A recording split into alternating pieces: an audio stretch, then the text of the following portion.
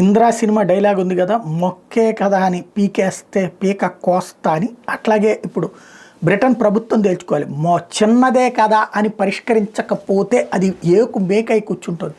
Grooming gangs ఏదైతే పాకిస్తాన్, ఆఫ్ఘనిస్తాన్, బంగ్లాదేశ్ ఇట్లాంటి దేశాల నుండి వచ్చి స్థిర నివాసం ఏర్పాటు చేసుకున్నటువంటి వాళ్ళు ఏ పని పాట చేయకుండా వాళ్ళ బిడ్డల్ని కూడా చివరికి బ్రిటన్ అమ్మాయిల మీదకి ఉసిగొల్పుతూ క్రమంగా అట్లాగా చేసేటటువంటి వాళ్ళకి డబ్బుల్ని ఫండింగ్ చేస్తున్నటువంటి ఖతార్ బేస్డ్ ఆర్థిక సహకారంతో నడుస్తున్నటువంటి కొన్ని వ్యక్తులు, ముస్లిం బ్రదర్హుడ్ లాంటి వాటి ద్వారా జరుగుతున్నటువంటి గేమ్ అని బయట వాళ్ళు ఎవడో చెప్తే వెంటలేదు, బ్రిటన్లో ఉన్నటువంటి ప్రజలే చెప్తున్నారు.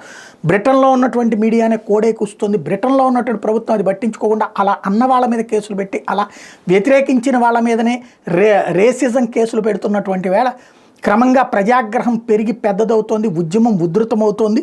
ఇక ప్రభుత్వం తేల్చుకోకపోతే కనుక ప్రభుత్వాన్ని కూల్చేందుకు ప్రజలు సిద్ధమయ్యే పరిస్థితి కనబడుతోంది.